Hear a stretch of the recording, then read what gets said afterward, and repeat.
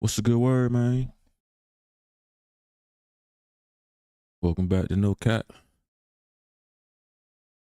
Got to get back in the mood of things or in the swing of things.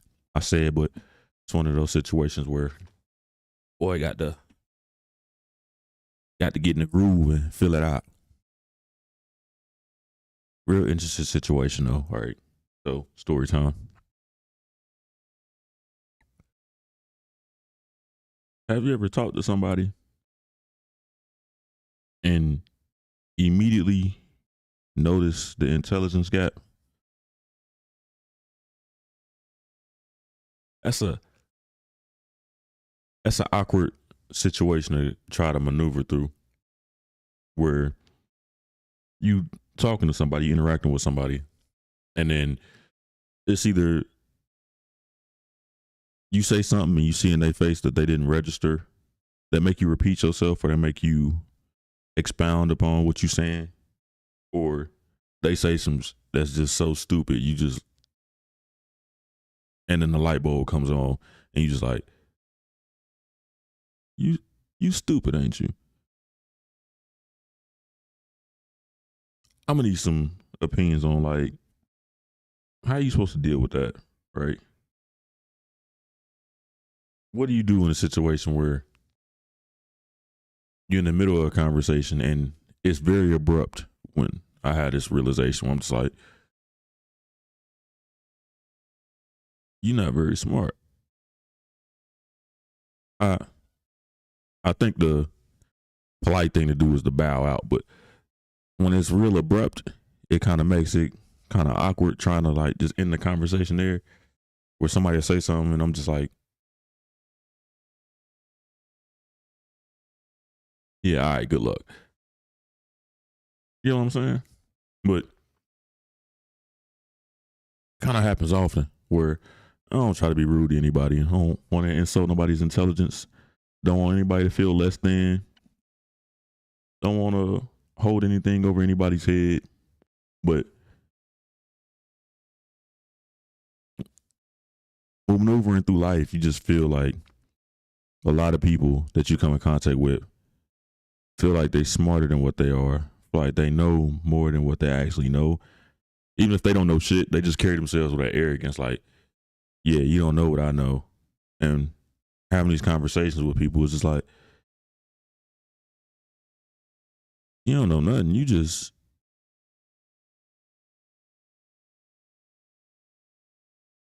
here.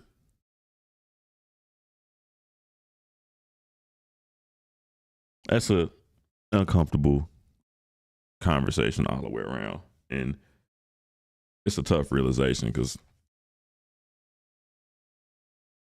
in all facets of life, it can get uncomfortable when you're interacting with people who aren't on the same wavelength as you. And I'm in a period of life, in a phase of life where I'm just like, yeah,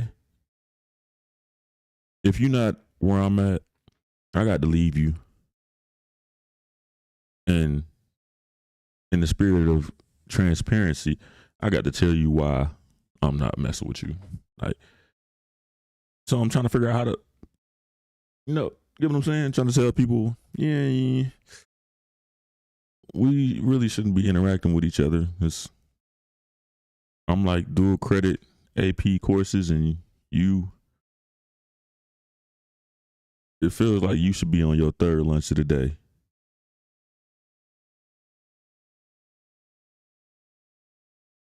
Like all the books that you read, they should make audible noises and there should be pictures on every page. So tough. But try to cut these things down so I get more folk on here and be a lot more blunt and straightforward, because I'm trying not to be rage bait or interrupt or insult people's quality of life. But I want to get a real, at the same time, be positive be informative, be intelligent, but keep the shit simple where everybody can understand it. And now I'm about to just let the personality speak for itself, let the conversation speak for itself, and then I can leave the clarifications for after the fact and just get straight to it. Because up to this point, I've always made a point and tried to explain the logic behind the point, try to get perspective that way, give people the broader picture and the full picture, all the details. Man, fuck all that. I'm just gonna say what I say, and then if you care to know more, cool, I'll tell you. If not, all right. One of the things that I was talking about just a little bit yesterday is like my love of sports, football, basketball, love them, and then realizing not because of age, not because my personality changed, but because of how the sport is changing, how the leagues are changing. I'm just not interested in this shit no more. Like with football, jacked up used to be a thing. Like hit sticks, the hardest hits. I was a kid looking these things up, looking at the hardest hits you can ever see. I mean, like RG3, Haloti Nada, Daryl Stingley, Jack Tatum, the grossest one, the real one, Johnny Knox. I don't know who was on the Seahawks, but the Bears versus the Seahawks, Johnny Knox. If you got a weak stomach, don't look it up. But them was the kind of things I used to love watching. So if you scored in that league, like, it was impressive. Same with basketball. Folks was playing serious defense, but with playing serious defense, also the effort can cut you the other way where you can get embarrassed, where you think you got him locked up. They switch directions on you real quick. Next you know, Antonio Daniels, Allen Iverson. But you needed the defense, you needed the participation and the effort to get those kind of plays. Like, it's hard to poster somebody if don't nobody jump. It's hard to get an ankle breaker if everybody just standing straight up, letting you run around them. So I love both sports for the fact that the sport was the main focus. Giving effort was the main focus. Competing to the highest level, regardless of any of the circumstances outside of it, what highlights could be made, what that meant for you monetarily, marketing wise, is I'm giving my all for this right here, and then letting the main thing be the main thing. And I stopped watching these sports because the main thing ain't the main thing no more, right? Where NBA players don't give a fuck about playing. I'm getting a check. That's all that matter. Whatever's going to leave itself towards me getting my next check is what I'm going to do. I'd rather play 20 years of mediocre basketball and get 5 contracts than play amazing basketball for 12 years and only get 3.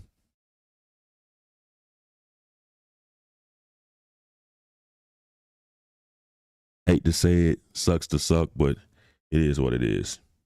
Like, and not even to say mediocre for the full 20, just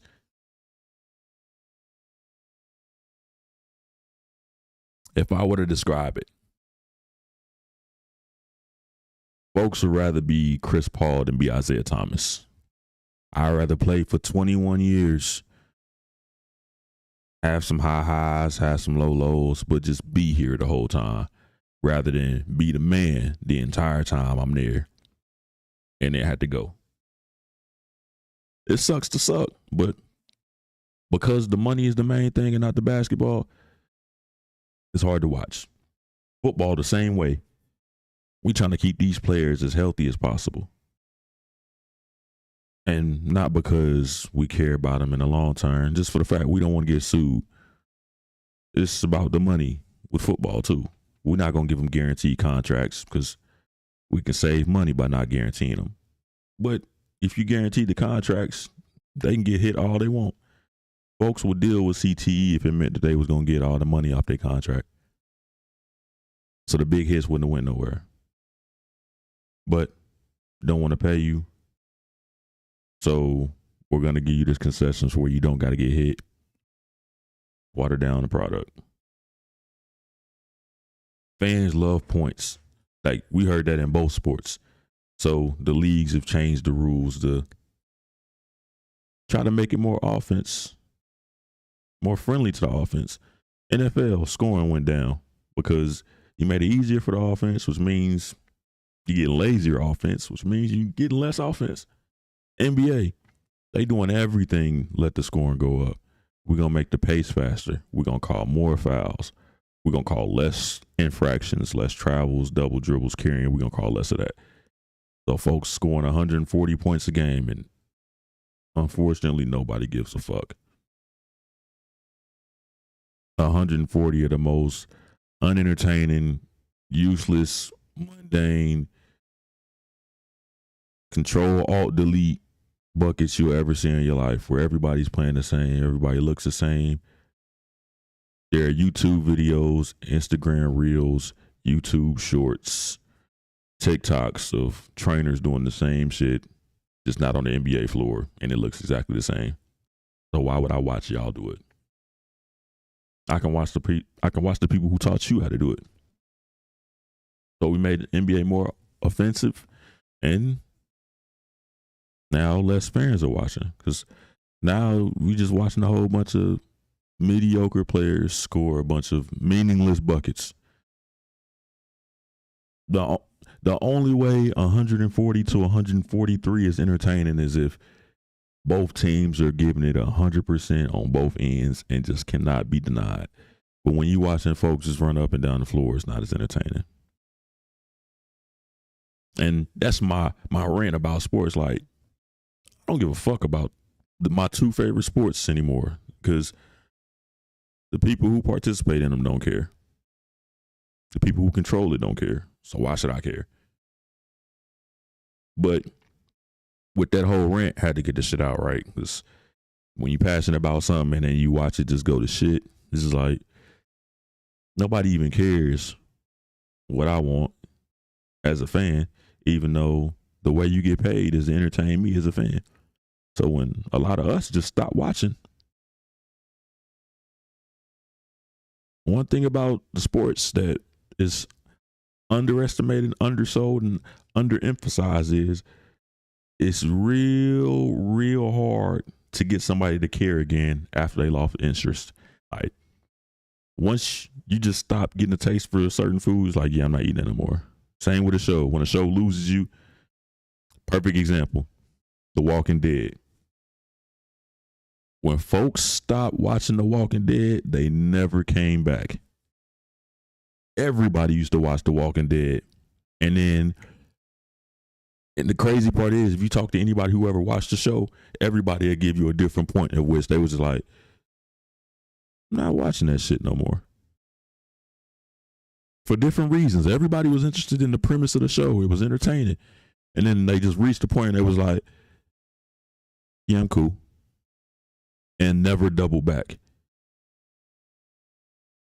Same thing is going to happen with sports. R.I.P. to Glenn, by the way. Carl, when Carl died in The Walking Dead, I stopped watching. So I didn't even remember who Glenn was until the memes and everything came out. But it's not the heat nor there. Same shit's going to happen with sports.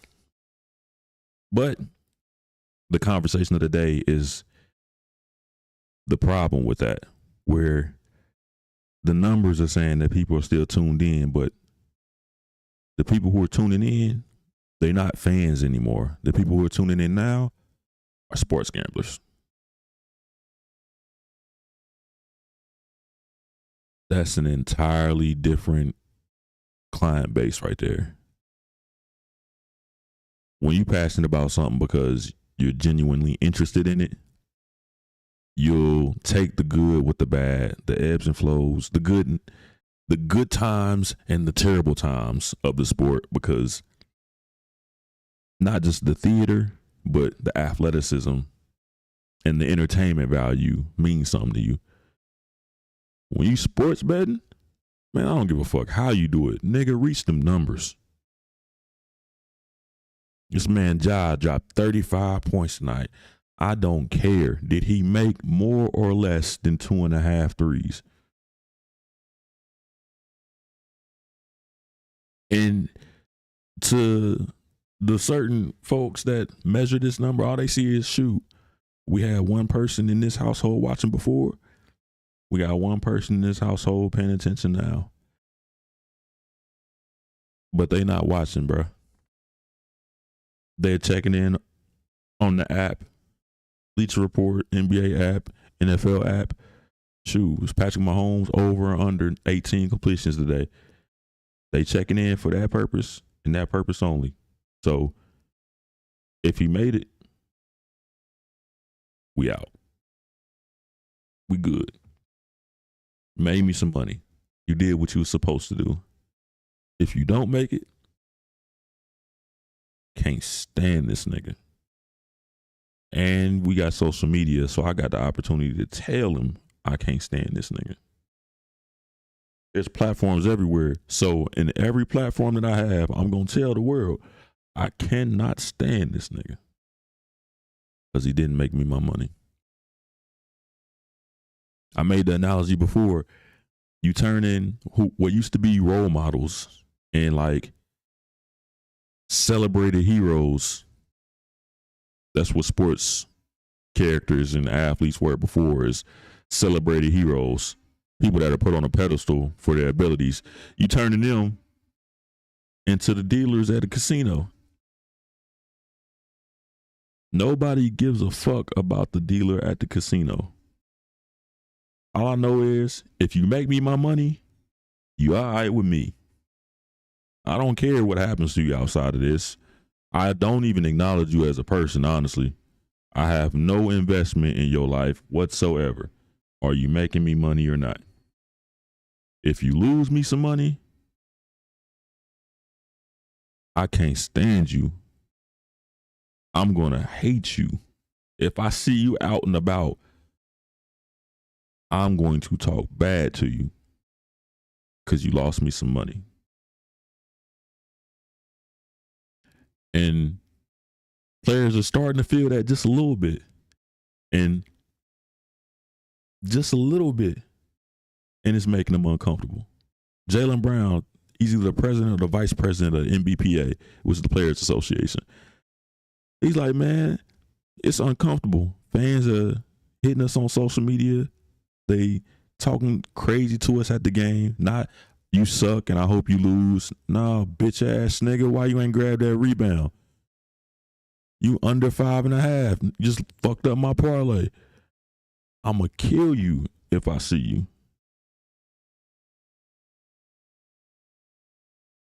You just doing your job, playing the game.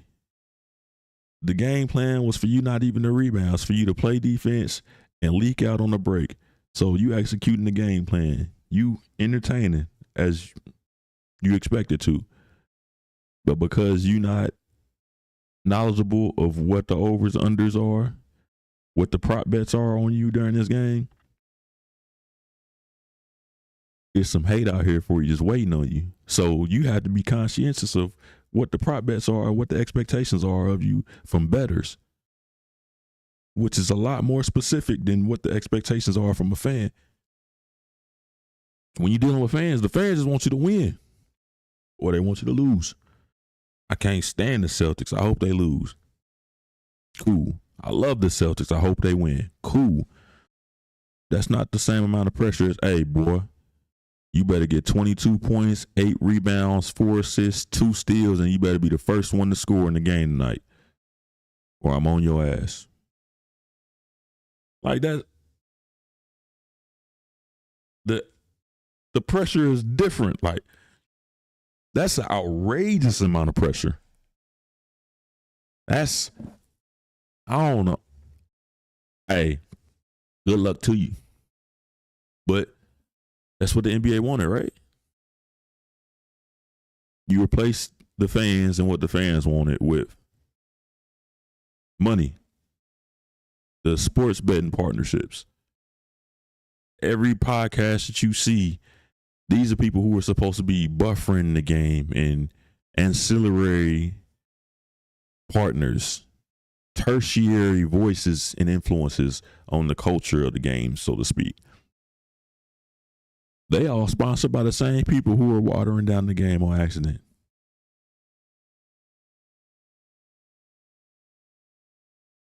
I'm not gonna say the names because you know who they are. These folks are partnered with everybody who have a voice in the media, and the media cultivates the perception of the sport to the fan. The fan watches the game. The media describes and adds the colorful commentary to the game to give a better understanding of what you just saw. And then you form your own opinion based off what you saw and what you heard. Now that it ain't the case no more. Now it all looks the same to you. Everybody has the same game plan. Everybody has the same intentions. Go out here, make us some money. For the owners, for the players, for the sports betting partners, they all in one accord of, we don't really care about the league. Let's just make some money. Make money by entertaining the fan? Nah. Make money by just focusing on making money. Sports, the thing about sports is, I'll say it over and over and over again, because honestly, I ride this lane. I've never seen any sports fan on any platform give a very direct opinion of, here's my perspective. Are you considering my perspective?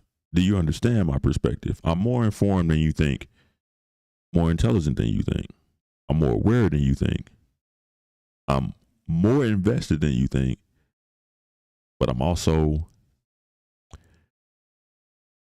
more temperamental than you think. Like, once I'm gone, I'm just out of here. Folks just assume that fans are always going to be fans, I'll always be there.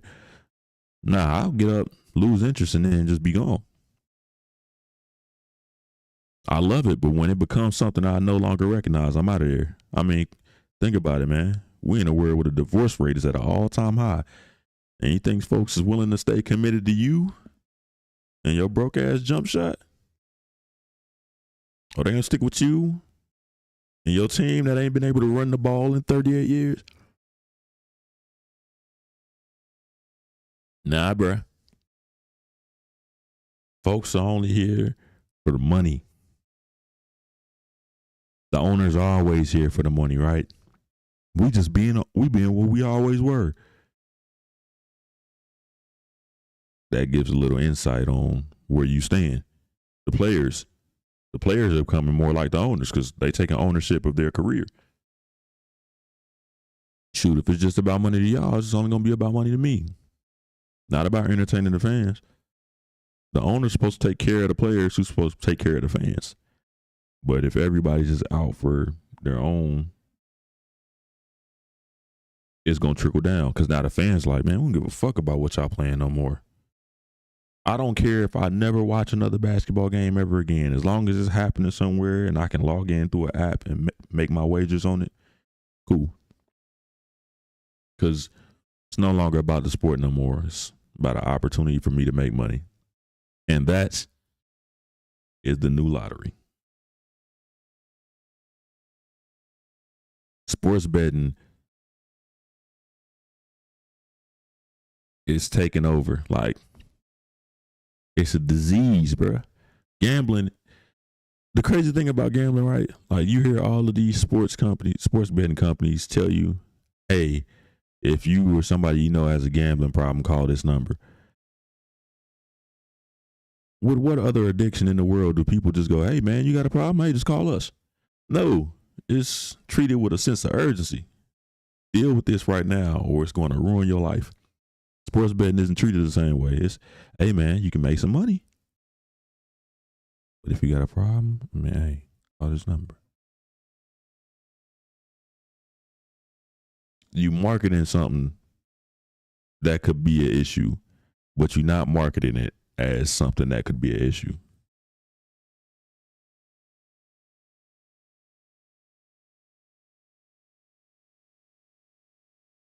Got to make it make sense, bro. And it don't make sense. Everybody wants you to gamble. Everybody wants you to take your hard-earned money and invest in this app. Bet on the overs, the unders. Who's gonna win this game? Who's gonna win that game? And the thing about it is, you don't have to have any insight on how it works, how it operates. Look at the app. They'll tell you, hey, this is the percentage chance this might happen. This is how many times this happened in previous situations. Here's what we think might happen.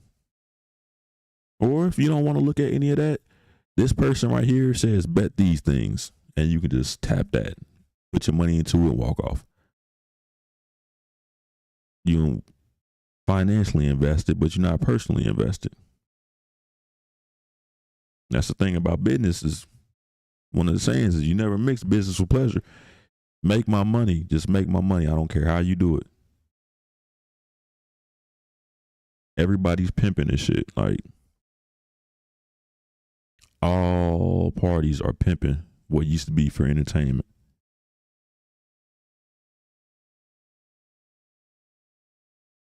It's just the new lottery. Because at the same time, sports betting popped up and grew and expanded. We are simultaneously also in one of the most financially unstable times ever. Coincidence? For anybody that had any knowledge about the numbers, it was basically the lottery before the lottery, where people would take their money, give them to runners. They would write down how much money you put in here, what numbers you got, and where you run them all the way to the spot. You check the newspaper, you check the numbers. If you won, you won. If you lost, you lost. The people who were invested in the numbers, black people from a poor background, poverty afflicted, low financial education, life of struggle. And with that being the thought process, you can take a couple dollars and take those couple dollars, and if you hit the numbers, you'll be able to pay your bills, eat real food, eat good food for the foreseeable future, or come with some wealth for the first time in your life.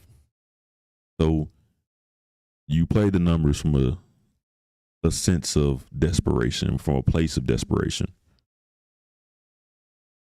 That grew into the lottery, where, hey, if we can take this, bottle it, start an organization that's run and controlled and sanctioned by state and federal governments, we can do the same thing.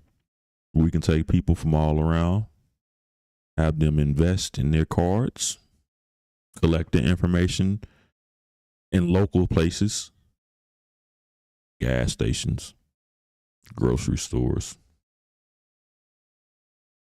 Invest that money there. We collect all the money. And then on the news channels, on the radio, we can release the numbers of who the winners are. If there's no winner, put it back in the pot. See y'all again next week or next month. The numbers go into the lottery. And again, it's rarely the richest people playing it. It's usually low income, poverty stricken individuals. And for the folks who had money who were playing it, simply for the thrill of, hey, what if I'm right? All of that has evolved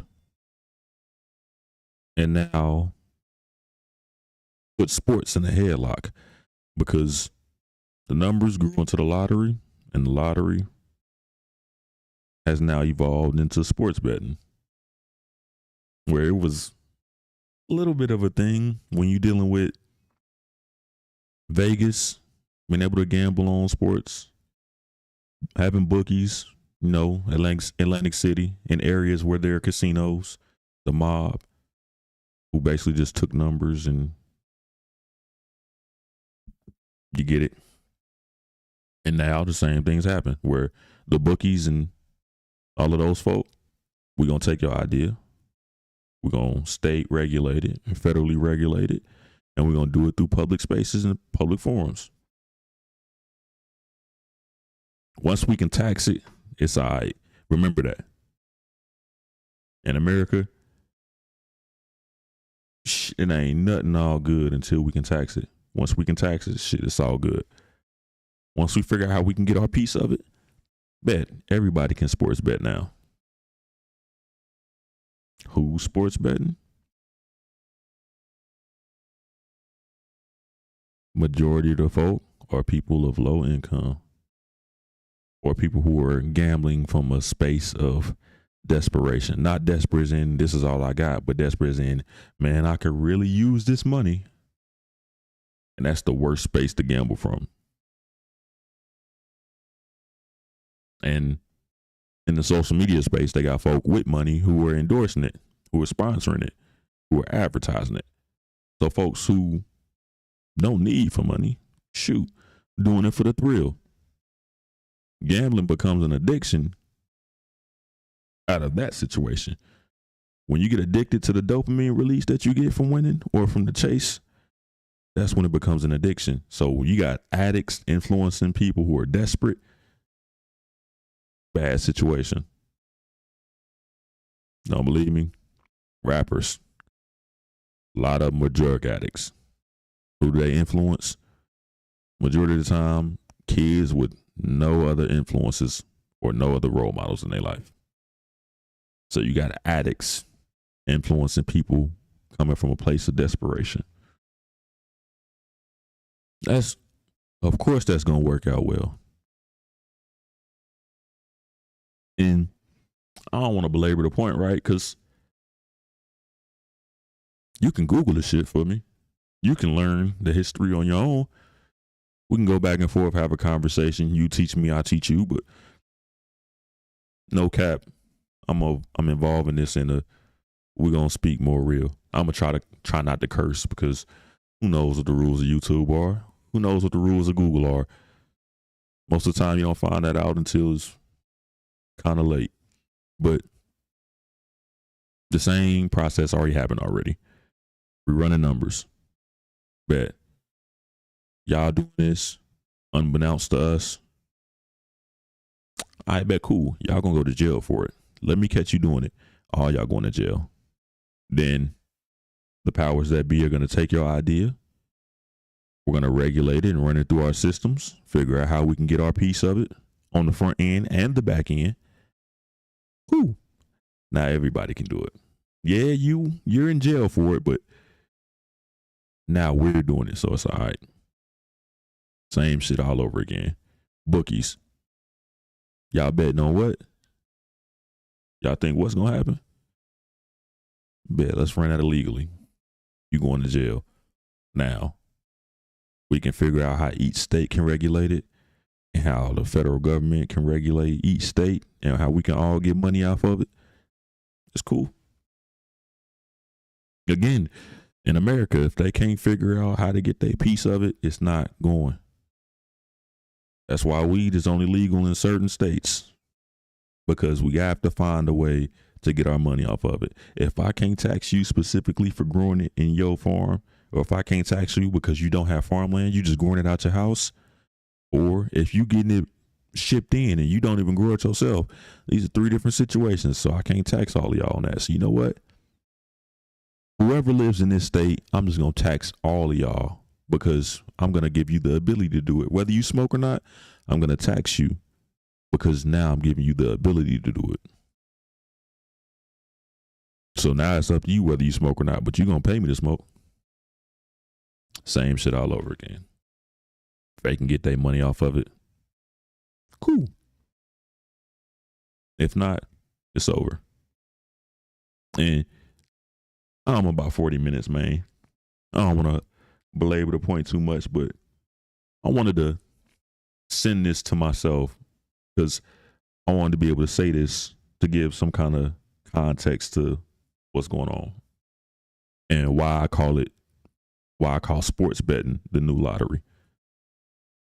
Because it's essentially taking its place.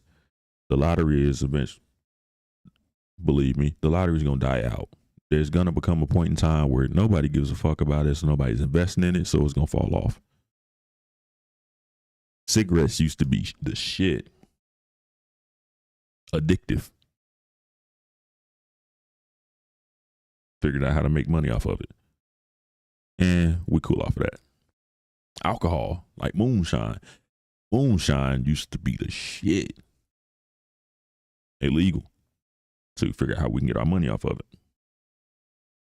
Now you got to go specifically to Tennessee, or they're like some states where they still use the hard ER and got white bed sheets and dirty mattresses, if you get what I'm saying. After that, heroin. They ain't never legalized that because, shoot, could never figure out how everybody was getting it in. They not just doing it our way. They middleman, cutting the middleman out, going around it. So we ain't gonna never legalize it. Instead, we gonna clone it. Develop opioids. Cocaine. Cocaine is a hell of a drug. Same as heroin. Folks keep cutting the middleman out, so we ain't gonna never legalize it. Y'all keep wanting to not pay us for it. There's a lot of cocaine infested sharks right now. Shout out to Cuba. And we get the weed. Had its time, and it's having its time right now, or it had its time. Where shoot, everybody getting some. They learning how to tax it state by state, but folks are still cutting the middleman out. I'll drive to this state, bring it back to the crib, or I'll mail it to myself. New ways to just get around it. They're not gonna legalize it everywhere. The next step past that, we in vape world right now. Good luck. All of these things have their claim to fame. They have their rises, and then after generation or two comes past, all of a sudden disappear. If you showed a 30-year-old right now a pack of Camels or a pack of Cools, what is this? So Kentucky boys, some Virginia Slims, look at you crazy. You ask folk if you can get a shot of White Lightning, they'll look at you like you retarded. Hey boy, I got some puppy food over here. You got some what? I don't eat Purina. I ain't no dog. Unbeknownst to them, Coke is still prevalent because that's what people do when they got too much money, too much time, and no reason to live.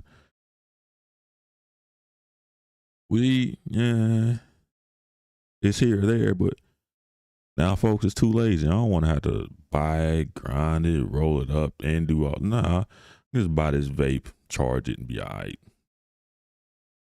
So give it about 5-10 years, it'll fall off. It's the same shit on the other end with the financial addictive qualities. Numbers, lottery, bookies, sports betting. You feel me? But to get to these numbers, right? And again, just to give context on just exactly what I'm saying and why I'm making the comparison. As of, because I had to look this up. I could have looked up more history into maybe 20 years ago, 15 years ago, but That shit too complicated. Before it was only in Vegas or Atlantic City you can do this shit. So I'm just gonna go off what's happening right now. Recent enough. As of 2024. So last year, because the year is over. America as a whole, all states, all citizens, spent $113.3 billion on the lottery. So lottery tickets. Playing the lotto in any form, any shape or fashion. 113.3 billion. So 113 billion, $300 million on lottery tickets, right? This last year. And remember, more companies are popping up in 2025 and beyond. It's been marketed and advertised more 2025 and beyond. Just last year, just 2024, sports gambling, American citizens spent between 148 and 150 billion dollars. So the lottery, 113.3 compared to sports gambling, 148 to 150. And it's still growing. Like, new lottery games aren't popping up. New sports betting companies are popping up every day. New ways to gamble are popping up every day. I guarantee you here, if you can't do it right now, it'll be coming shortly where people will start gambling on esports. Shoot, y'all playing 2K? Bet. Let me put $20 on Club 520 podcast versus Gills Arena. What's the over on Jeff Teague scoring? What's the under on Brandon Jennings rebounds? You're going to be able to gamble on video games soon enough because it's going to feed the addiction. And the last number on that, we just went through one of the most extremely just adversarial, polarizing elections of all time, where I'm on my side, you on your side. I hate the other side. F the mother, because I'm down for my type of presidential cycles, right? Both candidates combined, both parties, Democrat and Republican combined, spent under $2 billion on marketing. So, in fighting to determine who's going to be the leader of the free world, the new leader of the free world, the leader of America, both parties of the wealthiest of all wealthy people in the country donated and spent a combined less than two, between 1.8 and $2 billion for the presidency. The lottery was 113.3 and sports betting was 148 to 150, all in billions. So sports betting is 75 times more prevalent, more important, and more relevant than who the president is, monetarily speaking.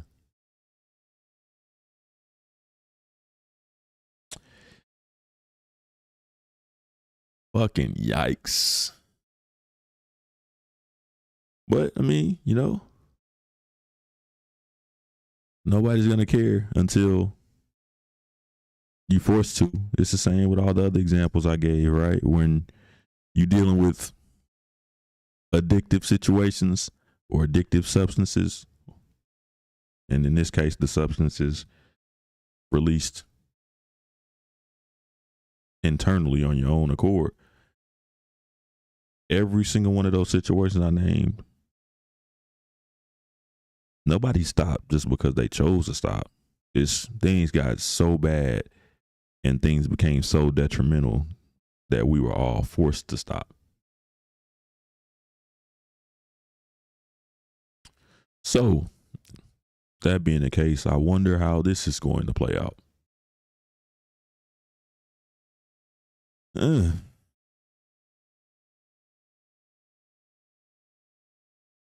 Must be fun. No cap. Yeah.